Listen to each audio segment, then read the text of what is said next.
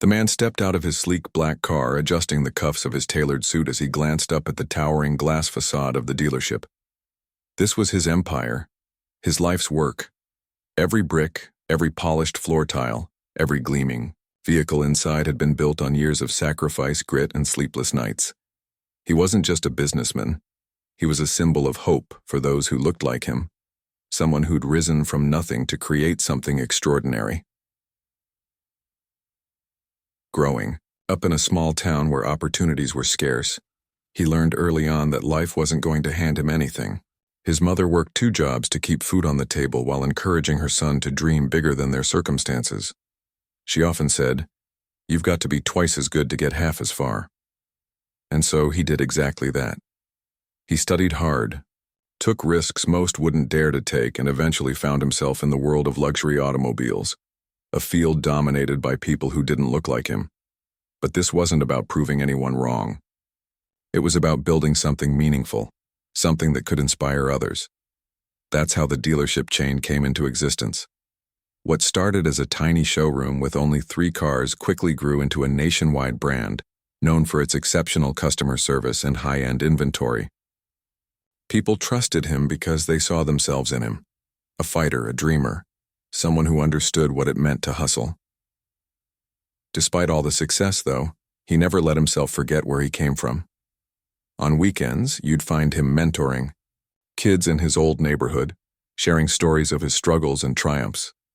He wanted them to know that no matter how tough things got, there was always a way forward if you stayed focused and believed in yourself. Those moments kept him grounded, reminding him that wealth wasn't just about money. It was about making an impact. Lately, though, things hadn't felt quite right. Whispers of trouble within the company reached him through emails, phone calls, and even casual conversations at networking events. Some employees complained about mismanagement at certain locations. Others talked about feeling disconnected from leadership, like the company had grown too big too fast. At first, he brushed it off, thinking it was just growing pains. After all, running a business this size wasn't easy. There were bound to be hiccups along the way.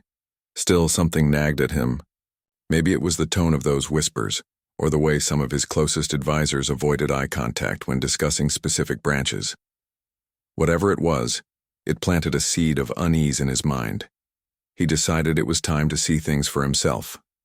No more reports, no more secondhand information. He needed to walk into one of his dealerships unannounced and experience it firsthand. That crisp autumn morning, he chose the flagship location downtown, the crown jewel of his operation. As he parked his car and walked toward the entrance, he couldn't help but feel a swell of pride. The showroom sparkled under the morning sun, rows of pristine vehicles lined up like trophies. But as he pushed open the glass door, the atmosphere inside struck him immediately. Something was off. Customers milled around quietly, inspecting cars without much enthusiasm. Salespeople stood awkwardly near their desks, exchanging furtive glances.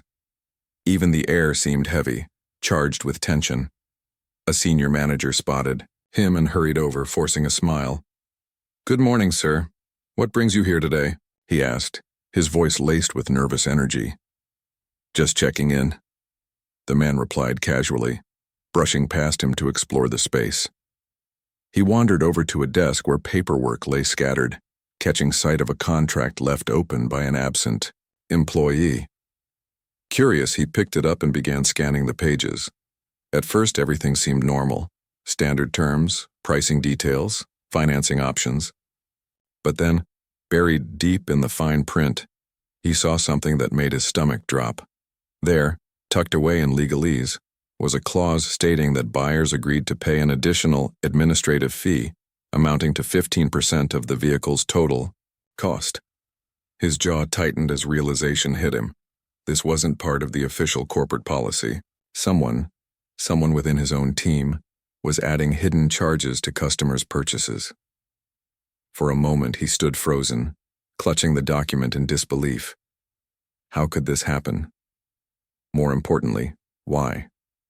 Was this isolated to this location, or was it happening elsewhere too?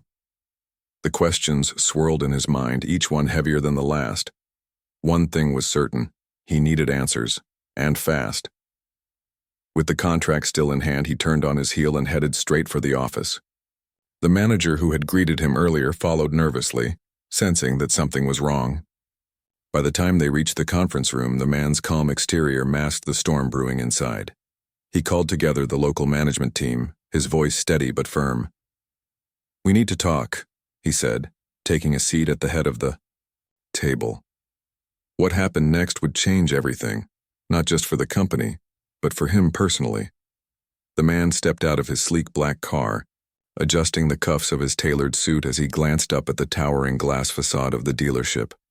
This was his empire, his life's work. Every brick, every polished floor tile, every gleaming vehicle inside had been built on years of sacrifice, grit, and sleepless nights. He wasn't just a businessman. He was a symbol of hope for those who looked like him, someone who'd risen from nothing to create something extraordinary. Growing up in a small town where opportunities were scarce, he learned early on that life wasn't going to hand him anything.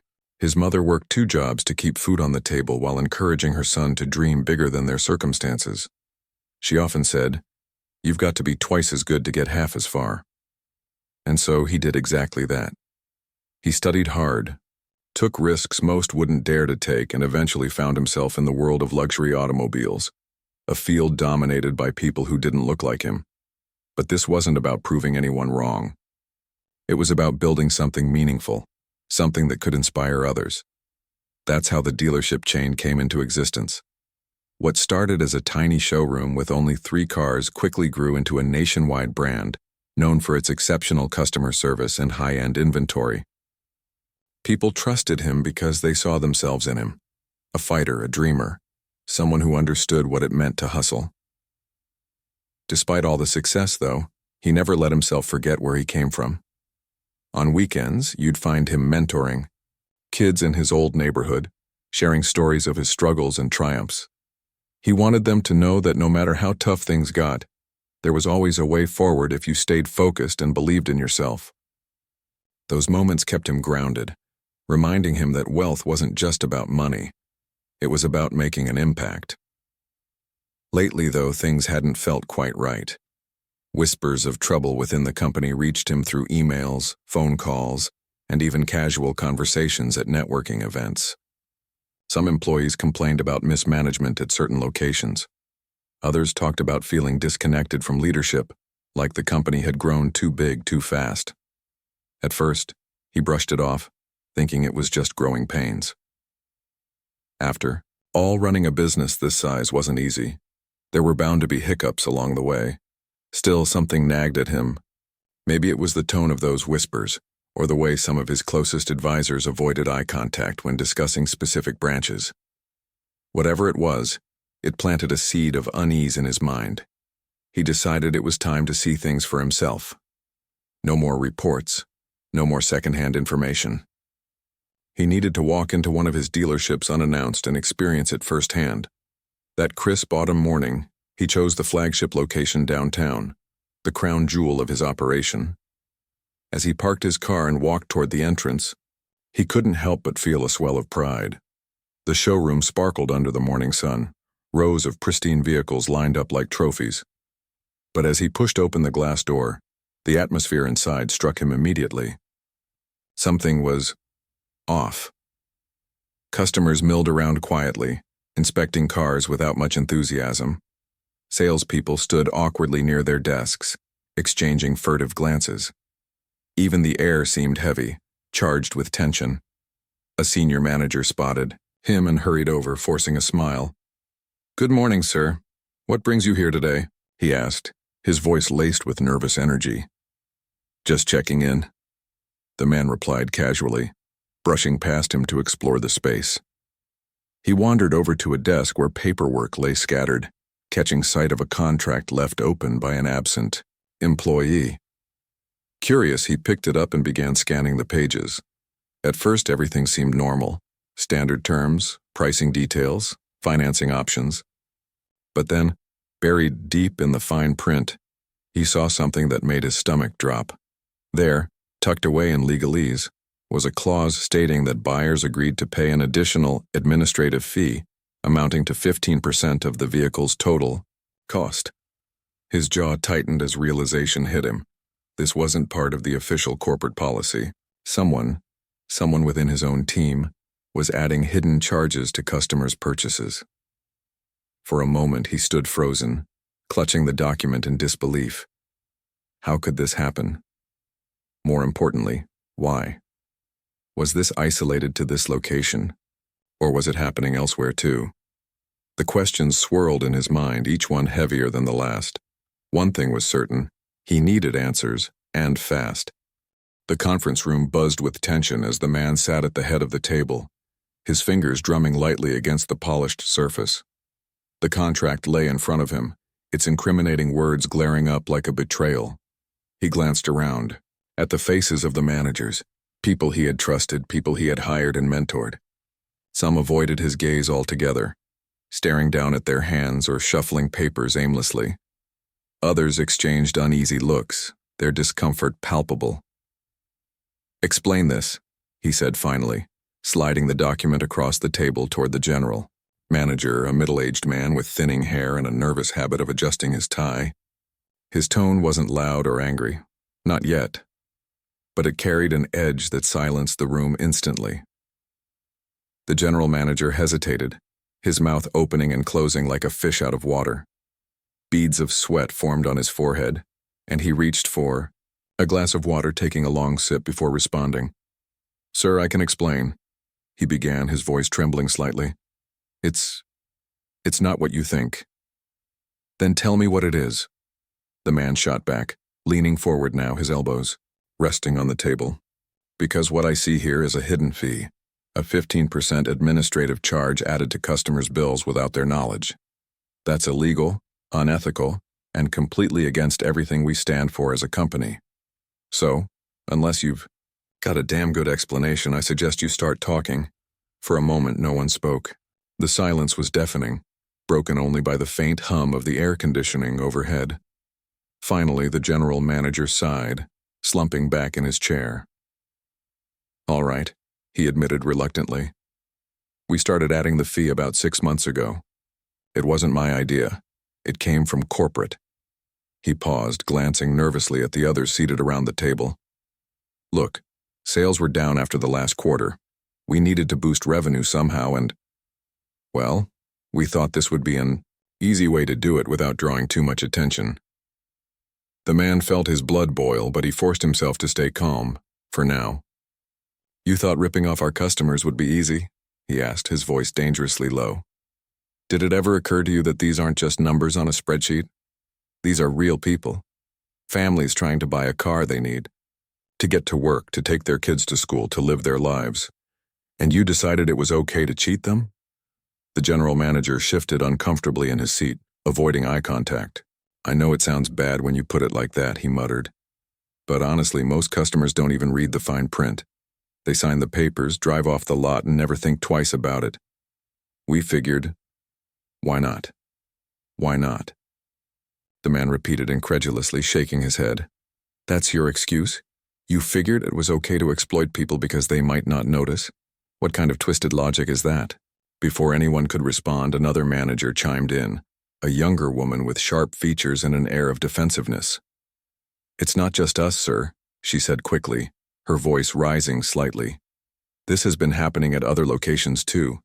Not all of them, but enough that it's become common practice. Everyone knows about it. Or at least everyone who matters does." Her words hit him like a punch to the gut. "Everyone knows?" he echoed, his voice barely above a whisper. "And no one thought to stop it? No one thought to come to me and say, 'Hey, this is wrong'?" The room fell silent again, the weight of his question hanging heavy in the air. One by one, the managers dropped their eyes, unable or unwilling to meet his gaze. It was clear now. This wasn't just a rogue operation at a single dealership. This was systemic, deliberate, and far more widespread than he'd initially feared. Feeling a mix of anger and disappointment, he stood up abruptly, pacing the length of the room. "Do you realize what this means?" he demanded, turning to face them. "This isn't just a breach of trust, it's fraud. Pure and simple. People trusted us to treat them fairly, and instead we betrayed them. Every single person who walked out of here thinking they got a fair deal was lied to. And for what? A few extra dollars on the bottom line? He stopped pacing and planted his hands firmly on the table, leaning in so close that none of them could look away. You want to know what happens next? I'm going to find out exactly how deep this goes. Every dealership, every manager, every employee involved in this scheme will be held accountable. If that means firing half of you, so be it. But make no mistake, this ends today. His words hung in the air like thunderclouds, heavy and unyielding. For a brief moment, there was hope in his expression, a flicker of belief that this could still be fixed. But beneath that hope lay something darker. The crushing realization that the people sitting before him weren't just employees. They were supposed to be his team. They were supposed to share his vision, his values. Instead, they had turned their backs on everything he'd worked so hard to build. As the meeting adjourned, the man returned to his office, slamming the door behind him. He sank into his chair, rubbing his temples as the enormity of the situation settled over him. This wasn't just a problem, it was a crisis, and while he knew what needed to be done, the road ahead wouldn't be easy. Rebuilding trust wasn't just about fixing policies, it was about proving, to his customers, to his employees, and to himself, that integrity mattered more than profit. But as he stared out the window at the bustling city below, one thought kept circling through his mind. How had things gone so wrong without him noticing? Was it arrogance, complacency? Or had he simply trusted the wrong people? The man sat alone in his office, the weight of what he'd just uncovered pressing down on him like a lead blanket. Outside, the city buzzed with life, cars honking, people chatting, the world moving forward as if nothing had changed. But inside, that room, time felt frozen. He stared at the contract again, the words blurring together as his mind raced. This wasn't just a mistake or a one-off decision made by some rogue employee. This was calculated, deliberate, and systemic. And it had happened under his watch. He leaned back in his chair, closing his eyes for a moment, trying to steady himself. The anger was still there, simmering beneath the surface, but now it was joined by something else. Guilt. How could he not have seen this coming? Had he been so focused on expansion, on building the brand, that he'd lost sight of the people who mattered most, the customers and employees who kept the company alive? Taking a deep breath, he picked up the phone and dialed a number he hadn't used in years. On the other end, a familiar voice answered. "Hey, it's me," he said, cutting straight to the point. "I need your help. Something's come up and I don't trust anyone else to handle it." By the next morning, an independent auditor was sitting across from him, ready to dig into every corner of the business. It wasn't cheap, and it wasn't going to be quick, but he didn't care. Money and time were secondary now. The priority was uncovering the truth, no matter how ugly it turned out to be. As the investigation unfolded over the following weeks, the scope of the scandal became clearer and more horrifying. The hidden fees weren't limited to a handful of dealerships. They had spread like wildfire, infecting nearly half of the locations nationwide. Worse still, the auditors discovered that a small group of senior managers had orchestrated the entire scheme, funneling millions of dollars into offshore accounts. These weren't isolated acts of greed. They were part of a coordinated effort to siphon money away, while keeping the operation hidden from corporate oversight. But the revelations didn't stop there. As the auditors dug deeper, they found evidence suggesting that some of these managers harbored resentment toward the man himself. To them, his success wasn't inspiring. It was infuriating.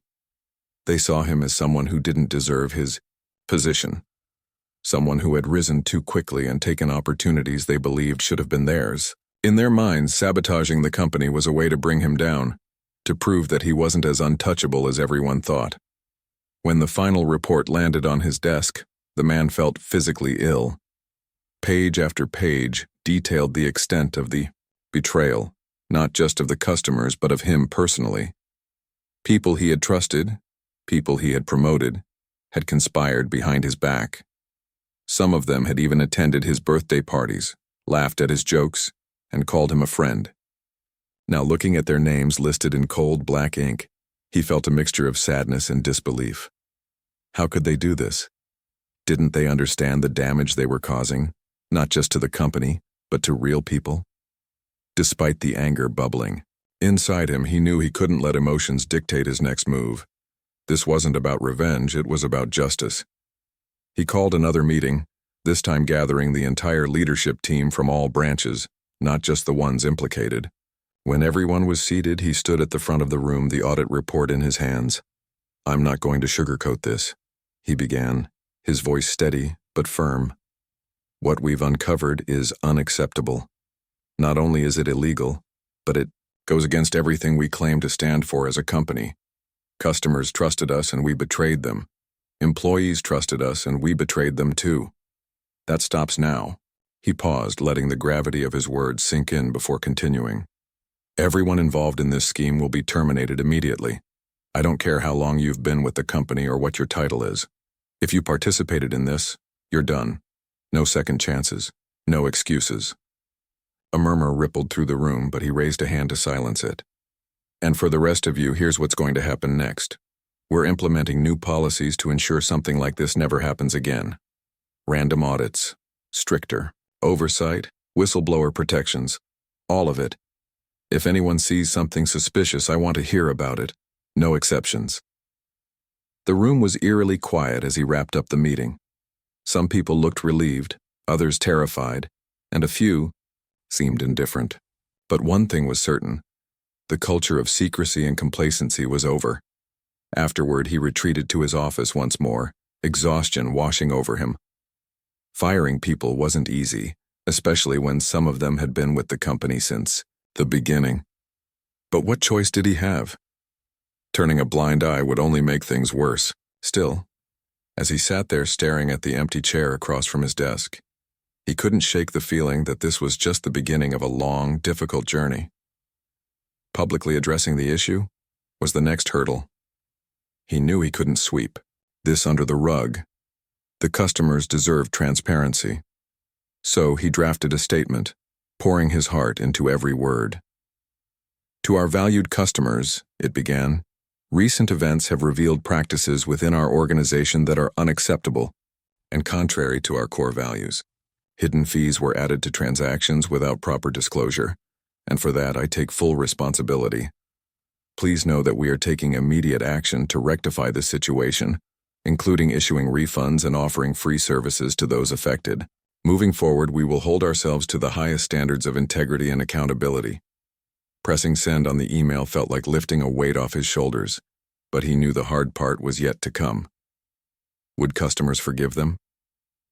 Would employees rally behind him, or would morale crumble further? Only time would tell.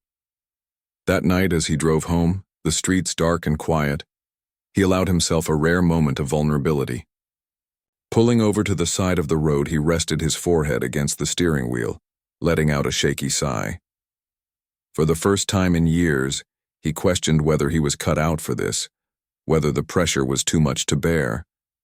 But then, he thought about the customers who had been wronged, the employees who still believed in the company and the dream he had worked so hard to build.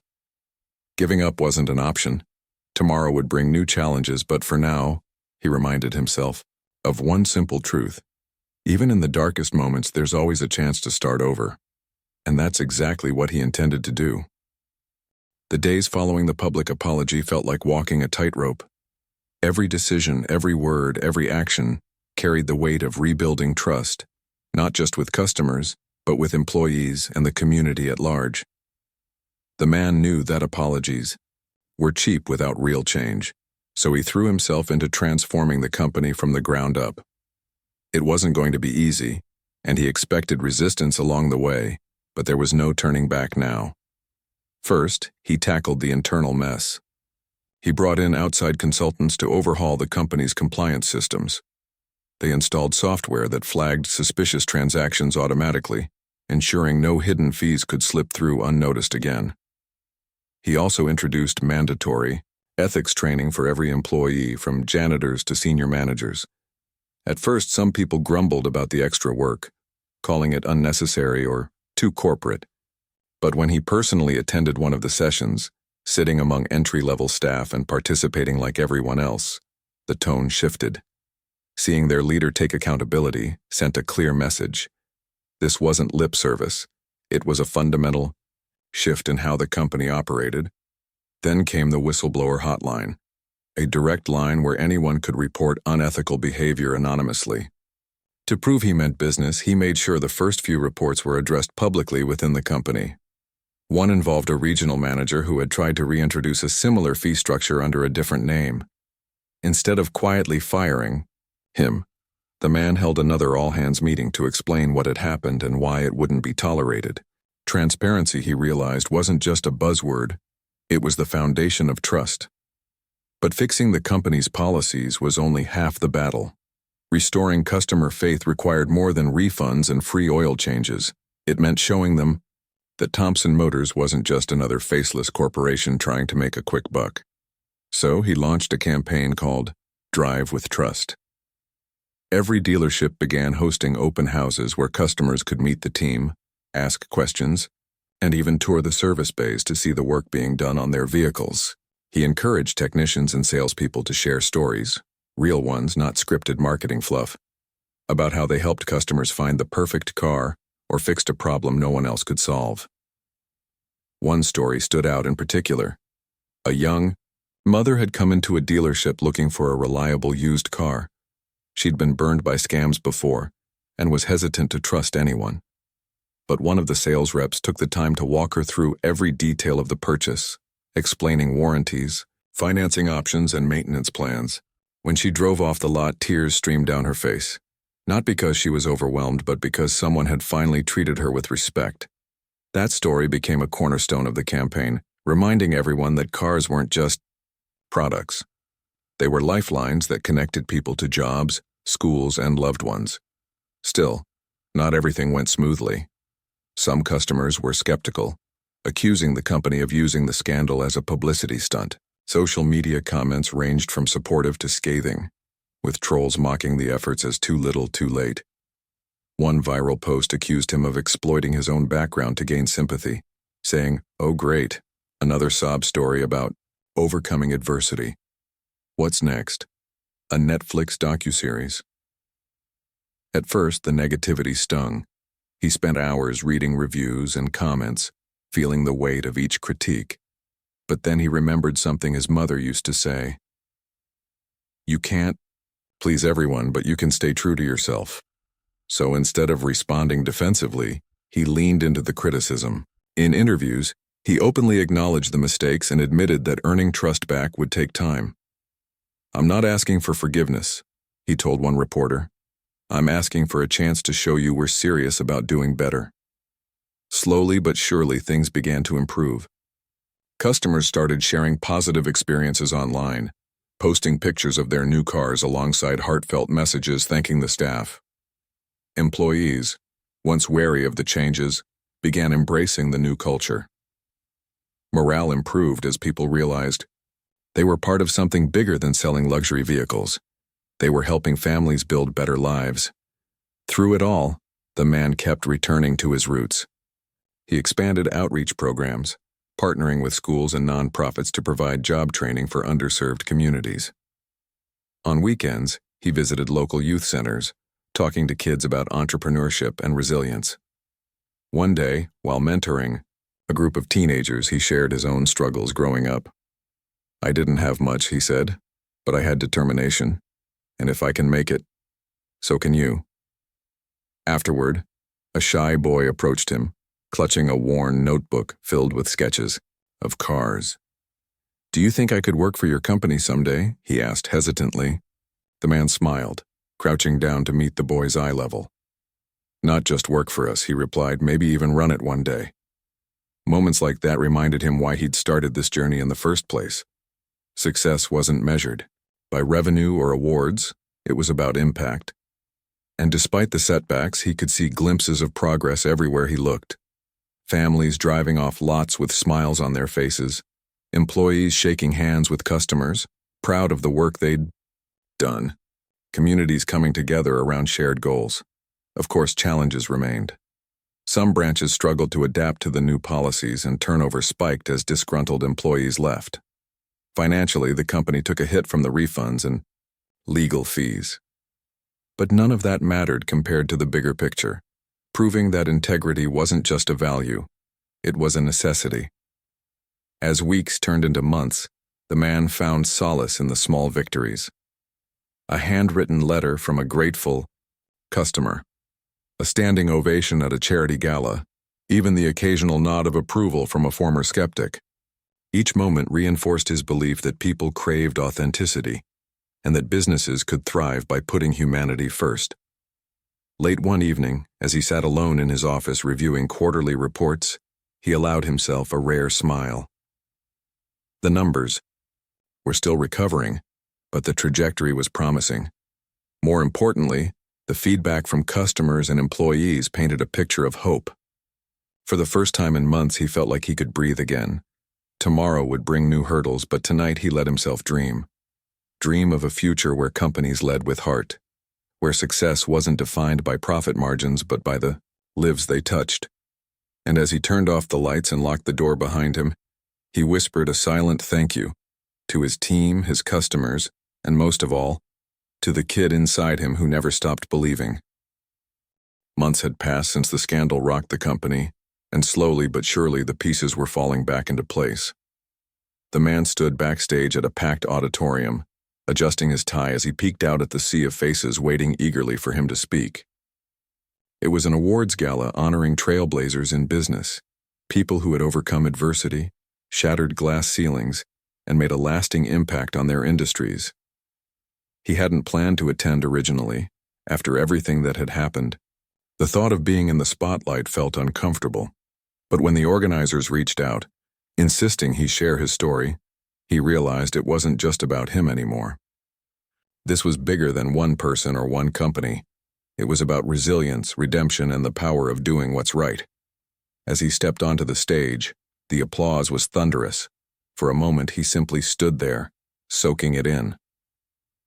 The room was filled with people from all walks of life, entrepreneurs, activists, educators, dreamers, and each clap felt like a reminder that he wasn't alone. That despite the mistakes, missteps, and betrayals, there was still hope, still possibility. He began by sharing his journey, not the glossy version polished for press releases, but the raw, unfiltered truth. He talked about growing up in a neighborhood where opportunities were scarce, where dreams often died before they could take flight. He spoke candidly about the sacrifices his mother made, working tirelessly to keep food on the table while instilling in him the belief that he could achieve anything if he worked hard enough. "She taught me something I'll never forget," he said, pausing to collect himself. "Success isn't about how much money you make or how many cars you sell. It's about the difference you make in people's lives." The audience leaned forward, hanging on every word. He recounted the early days of building the company, sleepless nights, risky decisions, and moments of doubt when it felt like giving up would be easier. Then he got to the part everyone was waiting for: the scandal. His voice softened as he described the day he walked into his own dealership and discovered the hidden fees buried in the contracts. "It broke my heart," he admitted, "not because of the financial loss or the damage to our reputation, but because we had betrayed the very people who trusted us, the customers who depended on us, the employees who believed in us." For a brief moment, the room fell silent. You could hear the faint rustle of programs being turned and the occasional sniffle from someone moved by his words. He went on to explain the steps he took to fix the problem: firing those involved, implementing stricter policies, and launching initiatives to rebuild trust. "I won't lie. It was messy. There were days when I wondered if it was worth it. Days when I questioned whether I was cut out for this kind of responsibility. But then I remembered why I started this company in the first place.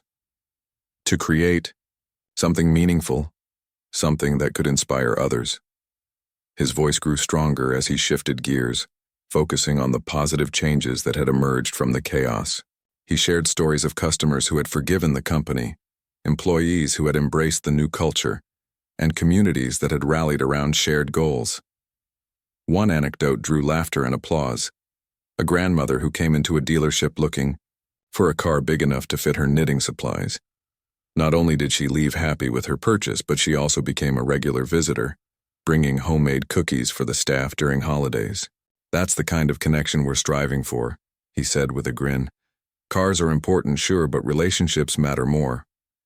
By the time he wrapped up his speech, the room erupted in applause once again.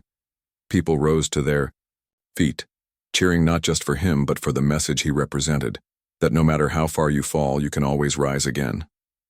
As he exited the stage, several attendees approached him, shaking his hand and thanking him for his honesty. One young woman, barely out of college, handed him a folded note. Inside it read, "Thank you for showing me that failure isn't the end. It's just the beginning." That night, as he drove home under a sky scattered with stars, he reflected on how far he'd come. The road ahead wouldn't always be smooth and challenges would undoubtedly arise. But for the first time in a long time, he felt at peace. Peace with himself, peace with his choices, and peace with the knowledge that he was leaving behind a legacy rooted in integrity. Over the next few months, the company continued to grow, not just in size, but in purpose. They launched a scholarship program for students interested in automotive careers, partnered with local charities to provide affordable transportation options, legacy rooted in integrity. That night, as he drove home under a sky scattered with stars, he reflected on how far he'd come. The road ahead wouldn't always be smooth, and challenges would undoubtedly arise. But for the first time in a long time, he felt at peace. Peace with himself, peace with his choices, and peace with the knowledge that he was leaving behind a legacy rooted in integrity. Over the next few months, the company continued to grow, not just in size but in purpose. They launched a scholarship program for students interested in automotive careers, partnered with local charities to provide affordable transportation options, and even created an internship initiative aimed at mentoring young entrepreneurs. Each new project reinforced the idea that success wasn't just about profits. It was about creating pathways for others to succeed. One Saturday morning, he found himself back in his old neighborhood, standing outside the community center where he used to play basketball as a kid. Today, though, he wasn't there to shoot hoops. He was there to unveil a brand new training facility funded by the company. Dozens of kids gathered around, wide-eyed and curious, as he cut the ribbon and welcomed them inside. The space was state-of-the-art, equipped with tools, computers, and resources designed to teach skills ranging from auto repair to digital marketing.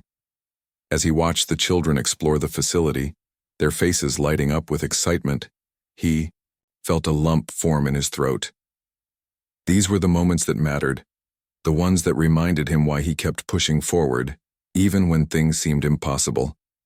Success wasn't about accolades or headlines. It was about seeing the spark of possibility ignite in someone else's eyes. Later that evening, sitting on the porch of his childhood home, he pulled out an old photo album. Flipping through the pages, he smiled at pictures of his younger self, grinning, ear to ear, holding trophies from science fairs and sports tournaments. Back then, he never imagined he'd end up running a multi-million-dollar company. All he wanted was a chance to prove himself, to break free from the limitations others tried to impose on him. Now, looking back, he realized that the greatest victories weren't the ones written about in newspapers or celebrated at galas. They were quieter, more personal. A customer sending a heartfelt thank you note, an employee earning their first promotion, a child dreaming of becoming an engineer because someone believed in them. Those were the moments that defined true success. The sun dipped below the horizon, casting a warm orange glow over the neighborhood. He closed the album and leaned back in his chair, letting the cool breeze wash over him. Life had thrown its fair share of curveballs, but through it all, he'd learned one invaluable lesson. Resilience wasn't about never falling. It was about getting back up, time and time again, and refusing to give up on yourself or the people counting on you.